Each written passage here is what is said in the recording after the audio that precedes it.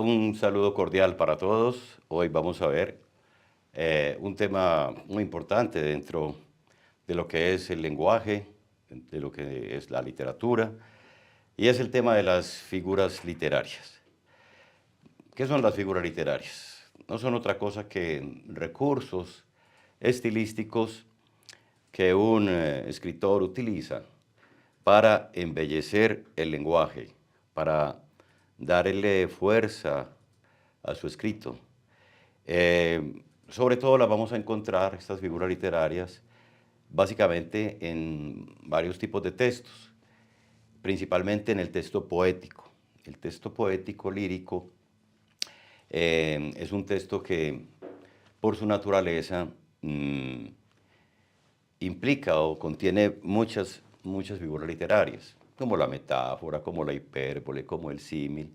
¿Para qué? Para embellecer, porque sabemos que la poesía es otro tipo de escritura, donde lo que es la connotación y el lenguaje figurativo son muy importantes. Por decir algo, un poeta, bueno, un poema no te van a decir que salió el sol, sino que te pueden decir que salió el astro rey, como una especie de un lenguaje figurado, una metáfora. Las embarcaciones cruzaban por el infinito mar, entonces ahí estamos utilizando un epíteto, pero bueno, esas las vamos a ver más adelante. Entonces estas figuras literarias, repito, son recursos estilísticos utilizados por los escritores. En poesía ya lo vimos cómo. También puede ser en cuentos también son muy utilizados, leyendo un cuento de Cortázar, un cuento de Mario Benedetti, de Gabriel García Márquez, de Octavio Paz. Vamos a encontrar muchas veces lo que son estas figuras literarias. En las novelas, con mayor razón, en las novelas también encontramos muchísimas figuras literarias. Si vemos, leemos a García Márquez con Cien años de soledad, vamos a ver cómo él empieza a describir a Macondo, y esa descripción entonces tiene un nombre, se llama topografía. Si él va a describir, por decir algo, el estado del tiempo en una tarde, va a utilizar una cronografía. Entonces en las novelas encontramos también muchísimas figuras literarias. En las fábulas también. De hecho, ya cuando se empieza a hablar de una fábula, encontramos que hay muchos animales hablando. Y esa figura literaria es la personificación o prosopopeya, cuando ponemos a hablar a los animales o a seres inanimados. En los mitos también, en las leyendas hay muchas figuras literarias.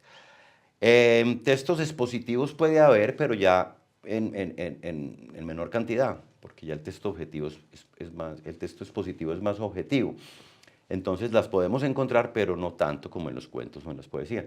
Y también en los textos argumentativos puede haber figuras, pero repito, no tantas como en otros géneros. Entonces vamos a mirar, son muchísimas, las figuras literarias son muchísimas, pero vamos a mirar algunas de ellas.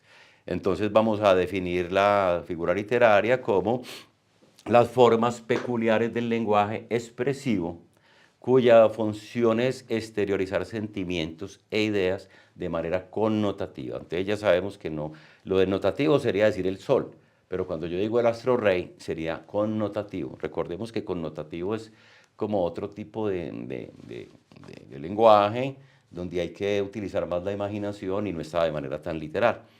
Se diferencia del lenguaje lógico por su competencia estilística, o sea que las figuras literarias generalmente son muy elaboradas y no hacen parte pues de un lenguaje cotidiano, sino que son unas maneras más bellas del idioma. Entonces vamos a ver algunas.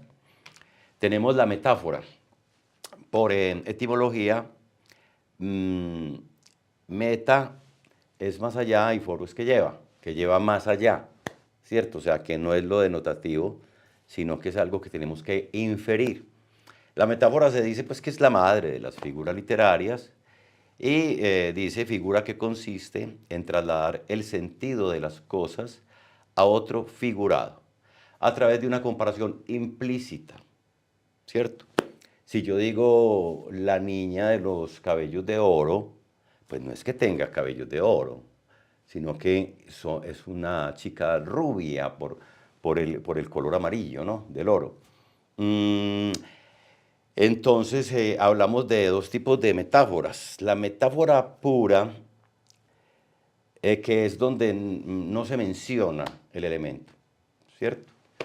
Cuando yo digo que el cielo está llorando, es una metáfora pura. ¿Qué significa el cielo está llorando? Pues que está lloviendo. Entonces es pura porque yo no estoy mencionando la lluvia directamente, sino que estoy utilizando otras palabras para decir eso. El cielo está llorando, entonces es que llueve. Esa es una metáfora pura. Aquí el ejemplo que tenemos es, todos sufrimos en este valle de lágrimas. El valle de lágrimas connota el mundo, ¿cierto? Y la metáfora impura, ya sí se nombra el elemento. Ella es inteligente, es una fuente de sabiduría. Entonces vemos cómo ya nos están dando la palabra inteligente y hay una comparación implícita con una fuente de sabiduría, ¿cierto? Se parece mucho esa metáfora impura al símil, pero ahorita vamos a ver el símil. Si yo dijera ella es inteligente como una fuente de sabiduría, sería un símil. Pero yo digo aquí, ella es inteligente, coma, es una fuente de sabiduría, es una metáfora impura. Vamos a mirar otros tipos de metáfora. Cuando yo digo, por ejemplo, la ciudad de la eterna primavera, ¿cierto? Todos, si somos de aquí de Colombia, sabemos que es Medellín. Si yo digo la ciudad heroica, pues sabemos que es Cartagena. Si yo digo la ciudad luz, ¿cierto? París. Si yo digo la gran manzana o la capital del mundo, Nueva York. Esas son metáforas puras. El corralito de piedra, Cartagena, ¿cierto? La ciudad musical de Colombia, Ibagué. Esas son unas, el rey de la selva. Pues yo, una vez yo sé que es el león, ¿cierto? Entonces esas son metáforas puras. Bueno, ahí tenemos la metáfora. Vamos a continuar con otra figura literaria. Vamos a ver como las más conocidas. Tenemos el símil. Símil. Expresión de semejanza o de igualdad entre dos elementos, en la cual se expresa el término comparativo. ¿Cuál término comparativo? Cómo, cuál, parece, semejante, ¿cierto? Mira que se diferencia de la metáfora porque aquí se coloca el elemento comparativo. Entonces yo digo, tu sonrisa cual bella melodía, tu sonrisa cual bella melodía, o tu sonrisa como una bella melodía, o tu sonrisa parece una bella melodía, o tu sonrisa semejante a una bella melodía. Todas las cuatro términos comparativos me quedan bien, ¿cierto? Entonces, ese es el símil, una comparación. Incluso en algunas expresiones puede haber dos figuras literarias. Si yo digo era tan veloz como un rayo, ahí hay dos figuras literarias. Está el símil, porque estoy haciendo una comparación, era tan veloz como un rayo. Pero también hay una hipérbole de la cual hablaremos ahora porque exagera, ¿cierto? Entonces vamos a mirar ejemplos de símil. Tus ojos son cual luceros, comparando los ojos con los luceros. Su voz como una bella melodía, de la que hablábamos ahora. Su voz como una bella melodía. Miren que ahí tenemos los términos comparativos. Y su rostro se asemeja al más bello paisaje. Si buscamos en Google, por ejemplo, vamos a encontrar muchos ejemplos de todas estas figuras literarias.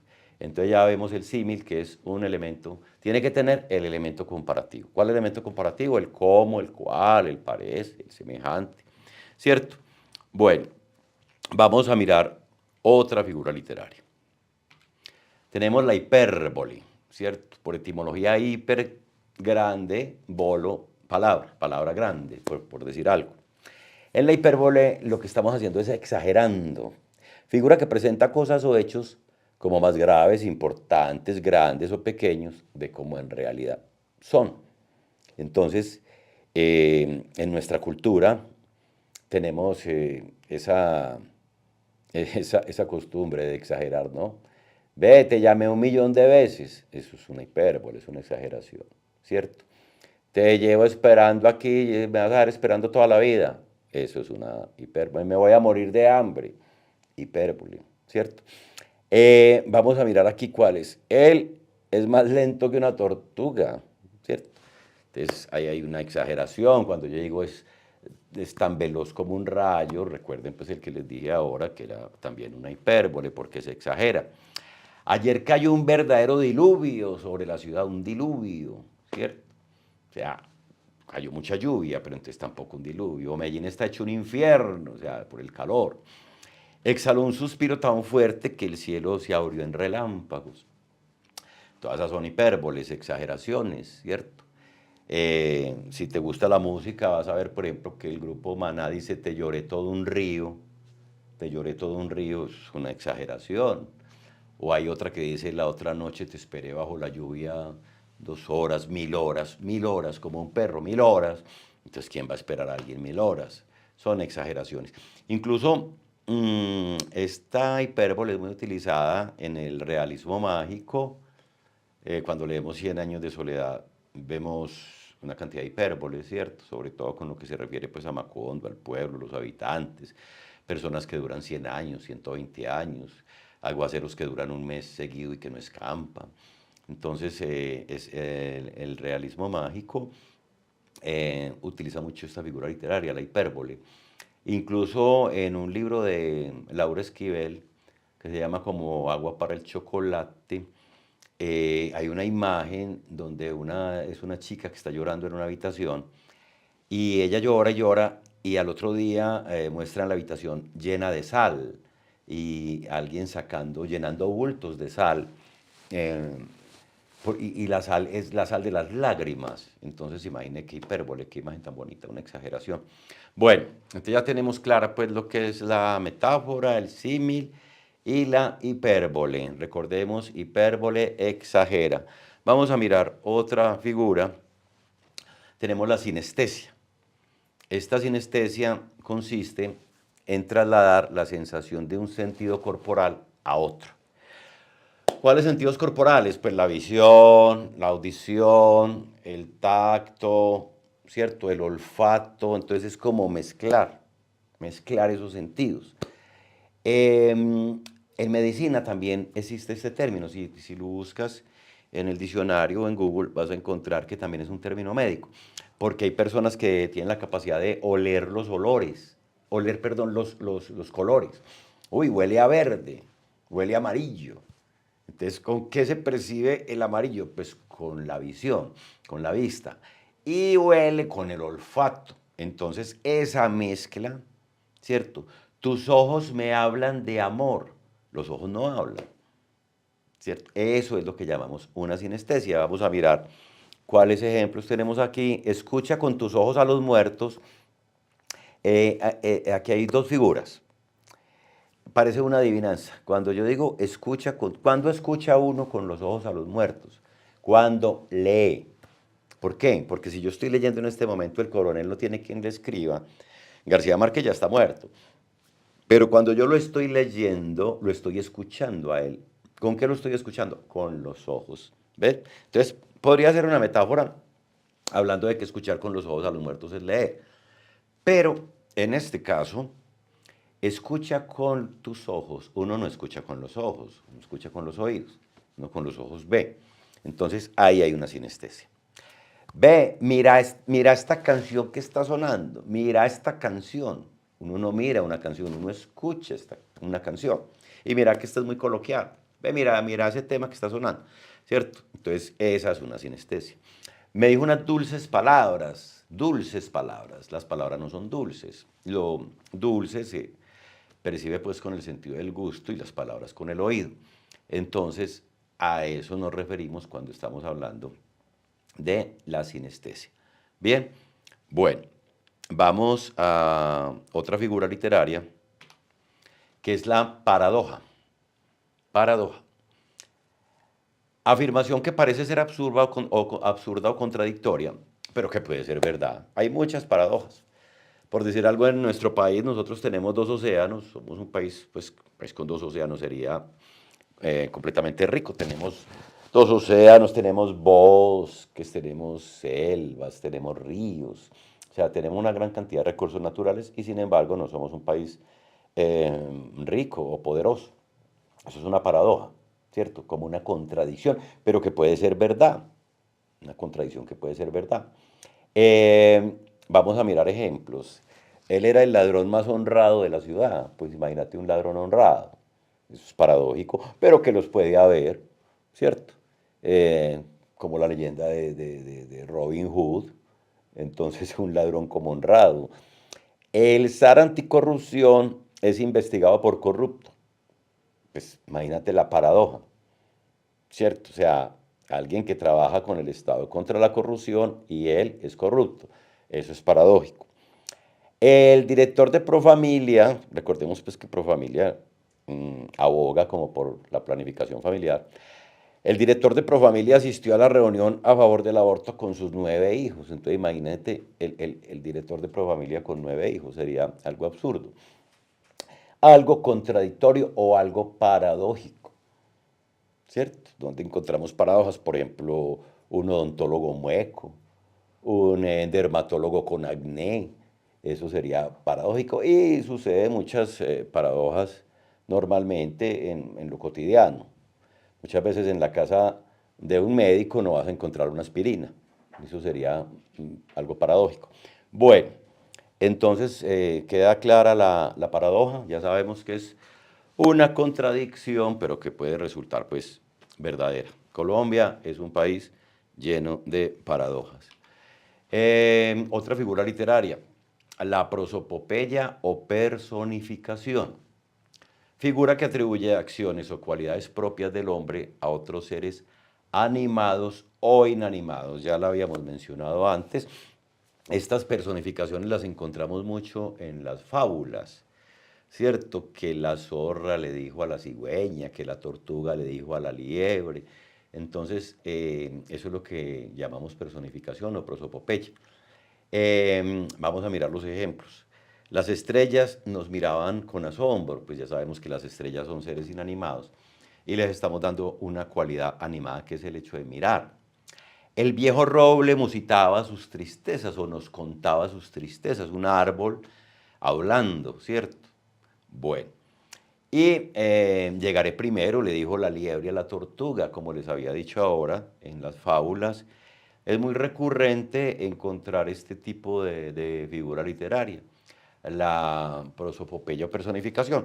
Cuando hablábamos ahora de que el cielo está llorando, entonces puede haber dos figuras literarias. La metáfora, porque indica que está lloviendo, pero también puede haber una personificación porque el cielo, pues llorar es una condición o una cualidad del ser humano. Entonces ya tenemos clara la personificación. Vamos con otra figura. Tenemos aquí el epíteto. Epíteto. Figura consistente en un adjetivo que resalta una característica inherente a la cosa nombrada. Se podría decir que es un pleonasmo, de alguna manera, pero lo que se quiere aquí, o lo que el autor o el que utiliza el epíteto es como resaltar al sustantivo, para darle fuerza a ese sustantivo. Entonces, yo digo, caminábamos muy cansados bajo el ardiente sol, ¿cierto? Ahí, ¿qué estoy haciendo? Le estoy dando fuerza a la situación, la estoy poniendo pues como ardiente sol. Yo puedo decir que caminábamos cansados bajo el sol, pero para que sea más fuerte la expresión, digo el ardiente sol. Mire que el sol es ardiente, ¿cierto? O el inclemente sol. Bueno, las naves navegaban por el inmenso mar, inmenso mar. Generalmente ese epíteto, el adjetivo, se coloca antes del sustantivo, queda más bonito, ¿cierto? El inmenso mar. Pues todos sabemos que el mar es inmenso, no habría necesidad de aclararlo, pero es para darle fuerza a la expresión, como ya les dije. La oscura noche, ¿cierto? La roja sangre, la roja sangre, ¿cierto? La roja sangre emanaba de la herida. Vemos que ahí se le da fuerza a la sangre, ¿no? La lejana estrella, ¿cierto? El árido desierto, el árido desierto. Entonces, son esos adjetivos que utilizamos para dar fuerza pues al sustantivo. En eso consiste el epíteto. Bien, vamos a mirar otra figura, la ironía. La ironía es una burla elegante en la cual se da a entender lo contrario de lo que se afirma, ¿cierto? Cuando le dicen a uno, este sí es irónico, ¿no? Cuando te dicen, llegó muy temprano a clase y ya estás llegando tarde, entonces lo que te están dando a entender es lo contrario, ¿cierto? Uy, está llegando muy temprano, pero mentiras que estás llegando tarde. O cuando te dicen, tiene el cuarto muy organizado, mentiras que el cuarto está completamente desorganizado, pero es para decirte lo contrario. ¿Cierto que sí? Generalmente cuando estamos escribiendo esas ironías las vamos a poner entre comillas, ¿cierto? Entre comillas. Entonces vamos a ver algunas ironías aquí, los ejemplos. El ejército norteamericano en un acto de bondad ingresó a Irak. De bondad. O sea, estamos diciendo todo lo contrario, que no fue ninguna bondad. Vamos a mirar otras múltiples inundaciones en la ciudad de la eterna primavera, lo que hablábamos ahora de la eterna primavera, que era Medellín. Entonces, cuando estamos diciendo que la ciudad de la eterna primavera se inundó, hay como una ironía, ¿cierto? Porque imagínate la eterna primavera inundada. El multimillonario Kane muere de hambre. O sea, imaginen ustedes un multimillonario morir de hambre. Es una completa ironía. Entonces, hay que hacer la diferencia entre la ironía y el sarcasmo, que de alguna manera se parecen. En la ironía, yo utilizo pues como la expresión para decir lo contrario, pero puede que no te afecte, ¿cierto? Si tú llegas tarde a clase y yo te digo, Paula, estás llegando muy temprano a clase, pero resulta que llegaste tarde, pues te vas a disculpar, no, profesor, qué pena, pues tuve un inconveniente, pero no te vas a sentir como mal, ¿no? Pero esa es la ironía. Pero si yo te digo, Paula, estás llegando muy temprano a clase, claro, como eres tan inteligente, ahí ya estoy atacando. O sea que ya está involucrado el sarcasmo, porque el sarcasmo ya tiene la intención de atacar, de herir con palabras. ¿Ven la diferencia entre la ironía y el sarcasmo? O sea que la ironía no es tan fuerte, el sarcasmo sí tiene esa intención de agredir, de agredir. Bueno, ya tenemos pues la ironía. Vamos a otra figura, la anáfora. Esta ya es de escritura, ¿cierto? La anáfora consiste en la repetición de palabras o frases en forma sucesiva al comienzo de los versos, cuando estoy escribiendo versos. Entonces, un ejemplo, este fragmento de ese hermoso poema de Miguel Hernández que se llama Elegía. Recordemos que Miguel Hernández fue un poeta español que murió por allá durante la Guerra Civil Española, bajo el gobierno de Francisco Franco, y Hernández estuvo pues en la cárcel, murió allá, y él tenía un amigo que se llamaba Ramón Sige, que Ramón Sige muere también, y Miguel se siente muy triste y le escribe un poema que se llama Elegía. Elegía es un poema que tiene la intención como de resaltar a alguien, a alguien que muere, ¿no?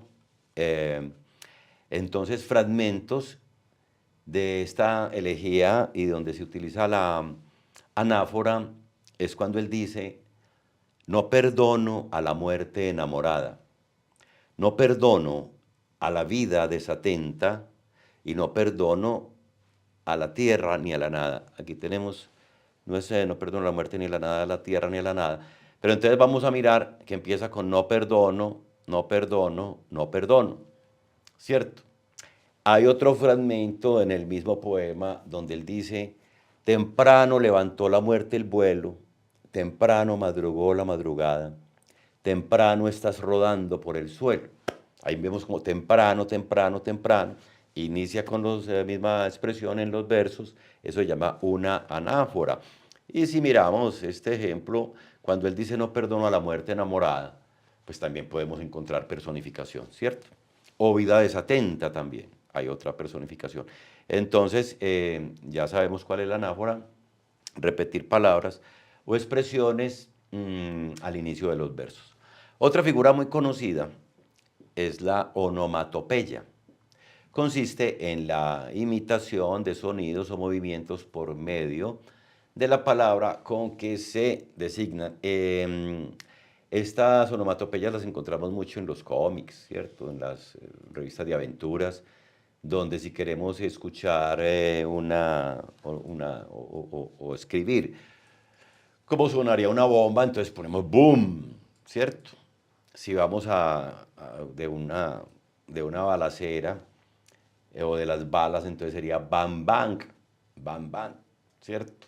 Una ruptura de unos vidrios, crash, o el timbre sería ring, ¿cierto? O en el perro entonces sería guau guau, en el gato sería miau. Cuando estamos durmiendo entonces nos ponen una cantidad de zetas, ¿cierto? Dando a indicar eso. El tilín tilín de las campanas, ¿cierto? O el dindón de las campanas. El tintineo de las copas, ¿cierto? Cuando las copas suenan tin. Entonces todas esas son onomatopeyas. Ejemplos, me despertó el monoto tutú de la trompeta, tuturutú, de la trompeta. El tintineo de las copas, tin, se hizo más con tin, ¿cierto? Aquí nos van a dar una cantidad de onomatopeyas de animales, ya sabemos que todo lo que hacen los animales, esos sonidos, tienen un nombre. Vamos a ver algunos, ¿cierto? Entonces, lo que hace la abeja zumba, el asno rebuzna o rosna, ¿cierto? Ulula, por ejemplo, el ulular de las sirenas, el búho ulula, el becerro berrea, el buey muge, el búho ulula también, que ya lo habíamos dicho, el caballo relincha o ufa, la cabra y la oveja balan, el cabrito chospa, el cerdo gruñe, ¿cierto? El ciervo bala también o berrea, la cigarra chirría, la cigüeña crotora, el cochinillo guañe, el conejo chilla, el cordero bala también. Vamos a mirar otras. El elefante barrita, la gallina cacarea, el gallo canta, el ganso grazna, el gato maulla o ronronea, el jabalí rebudia, el león ruge, el lobo aúlla, ¿cierto? El mono chilla, la oveja bala, el pájaro gorjea o trina, ¿cierto? La pantera impla, el perro ladra, la rana croa, el toro brama, la vaca muge, en fin, que todos esos animales pues emiten sonidos y esos sonidos tienen un nombre, ¿cierto? Bueno, esas pues ya sabemos que son las onomatopeyas, ¿cierto? El fuego crepita, la ola rompe, el látigo chasquea, chas, los sonidos que hacen, ¿no? Vamos a otra figura literaria, el retruécano. Esta figura consiste en invertir los términos de una oración formando un sentido distinto a la misma. Es como un juego de palabras, ¿cierto? Es un juego de palabras. Vamos a mirar algunos retruécanos. Es mejor perder un minuto en la vida que la vida en un minuto. ¿Sí ves? Entonces, minuto, vida, vida, minuto. Se hace como una trastocación de términos ahí. Es mejor perder un minuto en la vida que la vida en un minuto. No somos los que estamos, ni estamos los que somos. Otro juego de palabras. Si no vives para servir, no sirves para vivir. Entonces, ese juego de palabras es conocido como retruécano. Retruécano. Vamos a mirar otra figura, la hiperbatón. Hiperbatón, ojo con las tildes. Hay personas que dicen hiperbatón, no, es hiperbatón. Recurso que altera el orden regular de las palabras o elementos en la oración. Recordemos que en la sintaxis hay un orden establecido, ¿cierto? El sujeto, el predicado. La hiperbatón fue muy utilizada por allá en el siglo de oro español y era como desorganizar la oración, ¿cierto? lo que fue Góngora y Argote, Quevedo, Sor Juana Inés, utilizaban mucho este recurso literario, este recurso estilístico, el hipérbato. Entonces es como cambiar el orden lógico, ¿cierto? Lo normal sería yo decir, Ana estudia en la Universidad de Antioquia. Eso sería lo normal. Con una hipérbaton quedaría, en la Universidad de Antioquia, Ana estudia. Es como cambiar el orden lógico, ¿cierto? Pero de todas maneras se entiende, dice lo mismo. Un ejemplo sería, volverán las oscuras golondrinas en tu balcón sus nidos a colgar. Vemos que eso está como al revés, pero se entiende. Lo normal sería decir, las oscuras golondrinas volverán sus nidos a colgar en tu balcón, ¿cierto? Pero aquí lo hacen de una manera desordenando la sintaxis, pero que de todas maneras se entiende.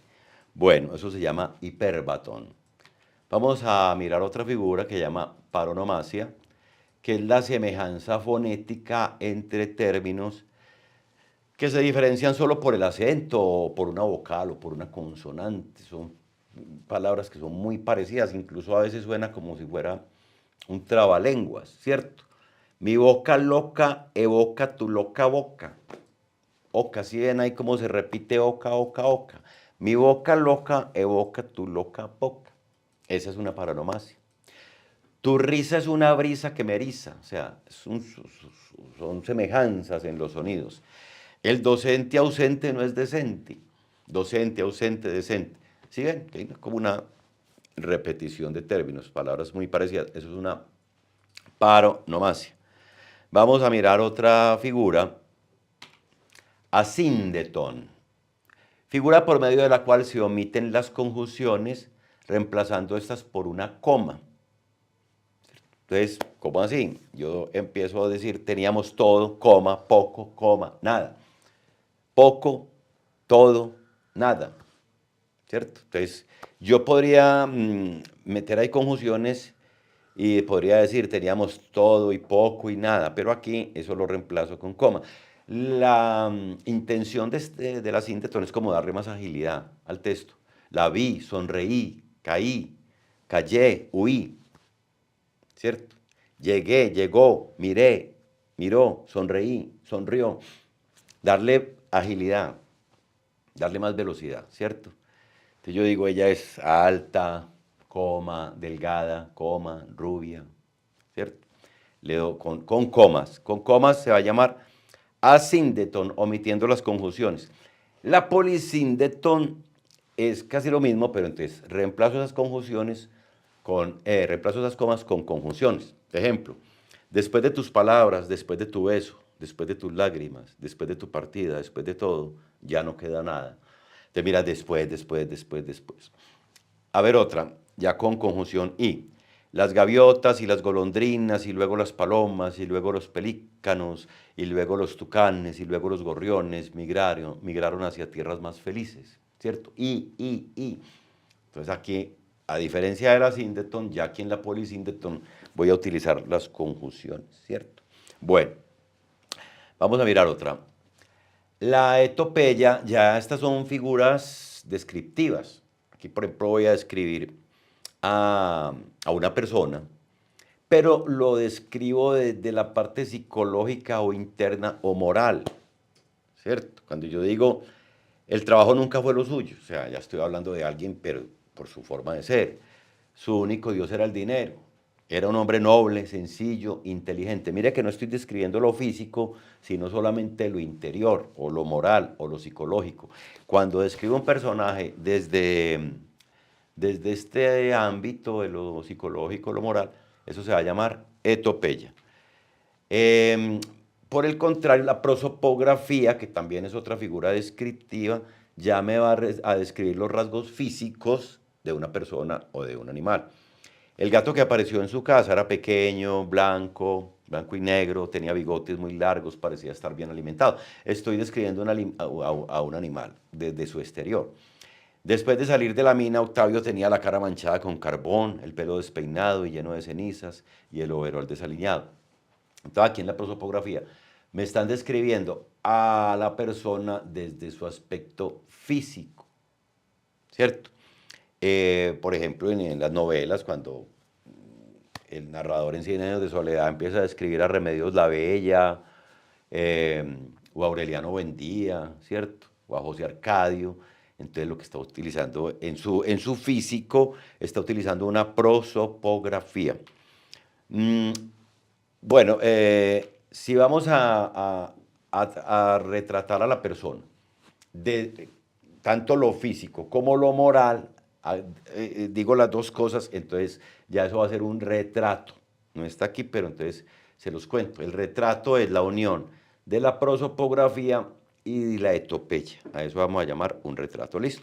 Bueno, ya para describir el estado del tiempo, vamos a utilizar otra que se llama la cronografía. Miren las raíces, crono significa tiempo y grafía significa descripción. Entonces describe el tiempo o el estado de el tiempo, ¿cierto? Físico, lo que está pasando, si está lloviendo, si está haciendo sol.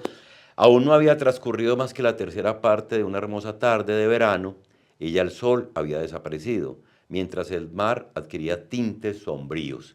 ¿Vale? Entonces, cuando me están describiendo a mí el estado del tiempo, si llueve, si hace sol, si hay nieve, a eso lo voy a llamar una cronografía. Luego viene la topografía, que es otra de descripción, figura que consiste en describir un paisaje o lugar natural, ¿cierto? Desde mi cabaña veía los exuberantes islotes, los arrecifes costeros, un pedazo de verde mar y las cimas tenuamente luminosas y azules de las montañas. Entonces me están describiendo, es un lugar, puedes describir tu casa, puedes describir tu barrio, ¿cierto? Eso sería una topografía, topo significa lugar y grafía significa descripción. Para que repasemos, si yo miro en este ejemplo que me están dando, cuando me dicen un pedazo de verde mar, ¿qué era lo que era? Epíteto, ¿recuerdan? Verde mar. Bueno, ya tenemos la topografía. Vamos a otra figura que es el pleonasmo. Consiste en emplear palabras que no hacen falta en la oración, ni le añaden belleza, pero se usa cuando conviene dar más fuerza a la expresión, ¿cierto? O sea, es como una redundancia, pero que es válido en la escritura. Los papeles volaban por el aire, pues claro, ¿por dónde más van a volar? Por el aire. Pero es para darle fuerza a eso, ¿cierto? Los soldados se arrastraron por el piso, se arrastraron por la hierba. Vale, ¿por dónde más se va a arrastrar uno? Pues por el piso. Yo tengo un amigo mío, esa sí es un pleonasmo, pero ya es como que no es válido, pues es una redundancia, como subir para arriba, bajar para abajo. O cuando uno dice, lo vi con mis propios ojos, también es un pleonasmo, ¿cierto?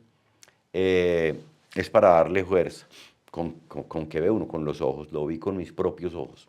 Entonces son pleonasmos que son válidos. Hay unos pues que no son tan, cuando dice subir para arriba, bajar para abajo, entrar para adentro, salir para afuera, esos no son válidos, ¿cierto? Pero hay unos que, como recurso literario, sí se les puede dar validez. Vamos a mirar otra, la deprecación.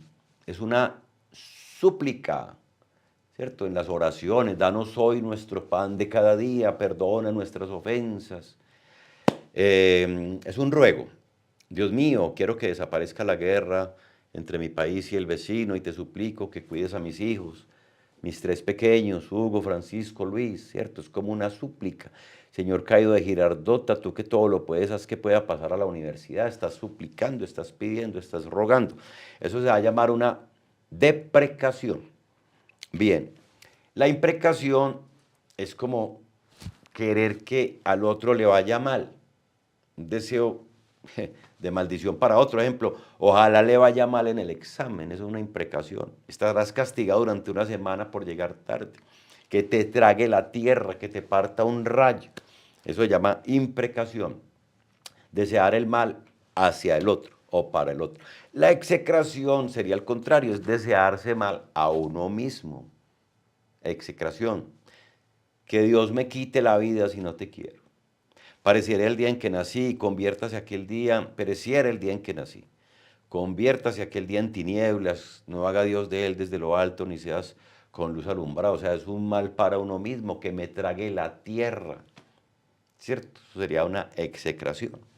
Mal para uno mismo. Vamos a mirar la alegoría.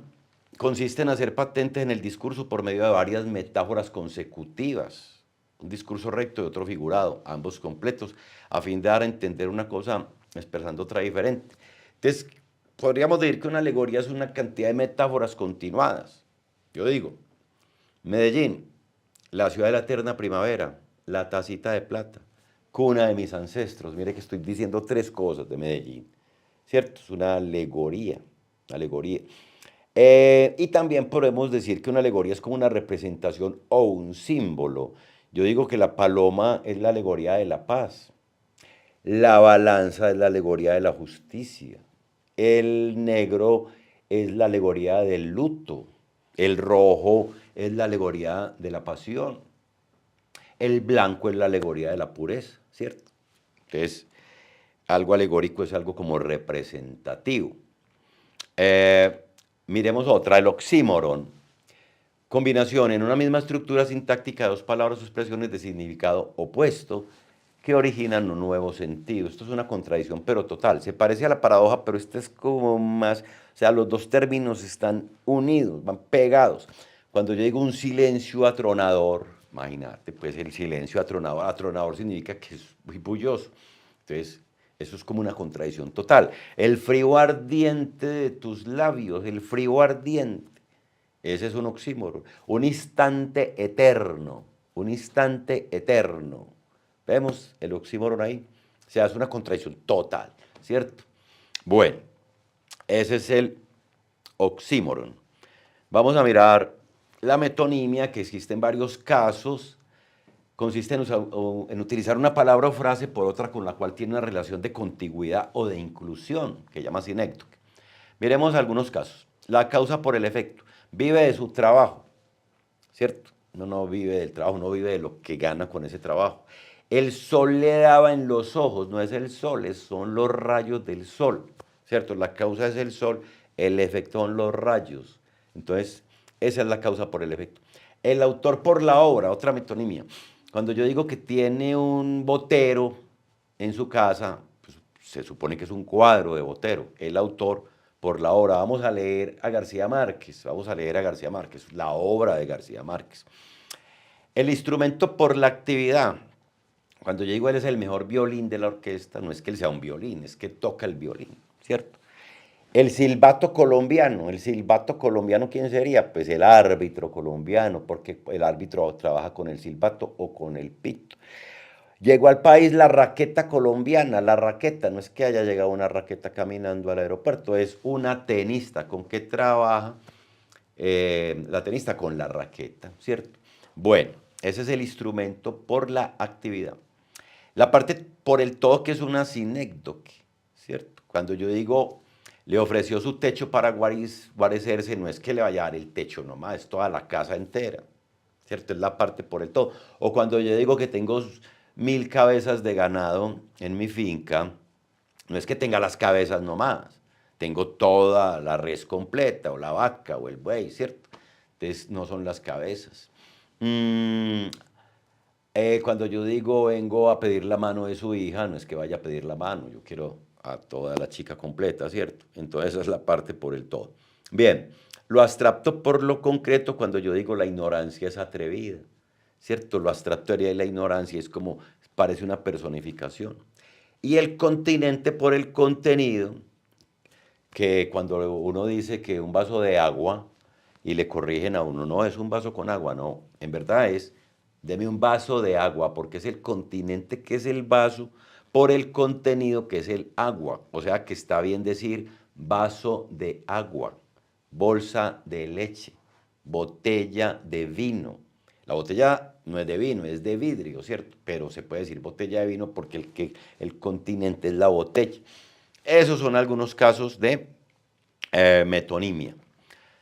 Vamos a mirar un poema de León de Grey que se llama El relato de Sergio Stepasky para que miremos algunas figuras literarias que hay ahí. Entonces dice este poema así: juego mi vida, cambio mi vida, de todos modos la llevo perdida, ¿cierto? Y la juego, la cambio por el más infantil espejismo, la dono en usufructo, la regalo. La juego contra uno o contra todos, la juego contra el cero o contra el infinito, la juego en una alcoba, en el ágora, en un garito, en una encrucijada, en una barricada, en un motín. La juego definitivamente desde el principio hasta el fin, a todo lo ancho y a todo lo hondo, en la periferia, en el medio, en el subfondo. Juego mi vida, cambio mi vida, la llevo perdida sin remedio. Y la juego, la cambio por el más infantil espejismo, la dono en usufructo o la regalo. La trueco por una sonrisa y 4 besos, todo me da lo mismo, lo eximio, lo ruin, lo trivial, lo perfecto, lo malo, todo me da lo mismo, todo me cabe en el diminuto, hórrido abismo donde se anudan serpentinos mis sesos, cambio mi vida por lámparas viejas o por los dados con lo que se jugó la túnica inconsútil, por lo más anodino, por lo más obvio, por lo más fútil, por los colgajos que se guindan las orejas, la simiesca mulata, la terracota nubia, la párida morena, la amarilla oriental o la hiperberea rubia. Dice por aquí, cambio mi vida por la cándida aureola del idiota o del santo, la cambio por el collar que le pintaron al gordo Capeto o por la ducha rígida que le llovió en la nuca. A Carlos de Inglaterra la cambio por un romance, la cambio por un soneto, por 11 gatos de Angora, por una copla, por una saeta, por un cantar, por una baraja incompleta, por una faca, por una pipa, por una zambuca. Ahí vemos pues como el poeta está hastiado de su vida y la cambia por cualquier cosa, ¿cierto? Este es el amigo León de Grey en su famoso poeta de El relato de Sergio Stepansky. Entonces, para el poeta lo eximio y lo ruin tiene la misma carga semántica. Lo eximio sería como lo más valioso y lo ruin es lo que no vale, ¿cierto? Entonces aquí sería la clave de lo trivial y de lo perfecto. Vamos con otra pregunta con respecto al poema. Dice, cambio mi vida por lámparas viejas o por los dados con los que jugó la túnica inconsútil. Y luego el fragmento que nos dan es, y la juego la cambio por el más infantil espejismo. La dono en usufructo la regalo. Entonces la respuesta ahí sería, ¿qué pasa ahí? La respuesta sería la C. Se diferencian estas cosas en cuanto a las cosas materiales e inmateriales a cambiar. Porque en la enunciado dice por un espejismo, ¿cierto? O por una sonrisa y 4 besos, eso es inmaterial. En cambio, cuando dice por lámparas viejas o por unos dados, entonces eso es material. La respuesta ahí sería la opción C. A ver, otra pregunta. A lo largo del poema se percibe una voz, pues la angustiada ante el sinsentido de la existencia. Los invito a que lean ese poema del amigo León de Grey. Viene luego otra pregunta, las emociones presentadas en el texto forman parte de algo que el poeta, ahí diríamos que vive, siente, sueña, desea, ¿cierto? Ahí sería que el poeta siente, ¿cierto? Porque él siente una verdadera angustia. El tipo de competencia ahí es la 1, evidencia, identifica los eventos narrados de manera explícita en un texto, ¿cierto? Bien. Sobre el texto se puede decir que a pesar de tener rima, no maneja la métrica, ¿cierto? Porque sí hay palabras que riman, pero no tienen la métrica. Recordemos que la rima es la semejanza de sonidos y la métrica es la cantidad de sílabas que tiene un verso. Entonces ahí sería la clave A.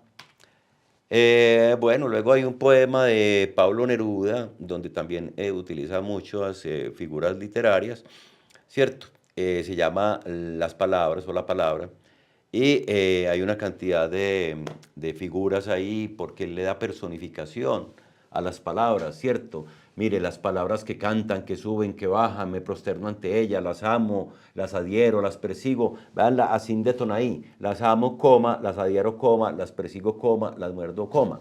Ahí vemos las síndeton, ¿cierto?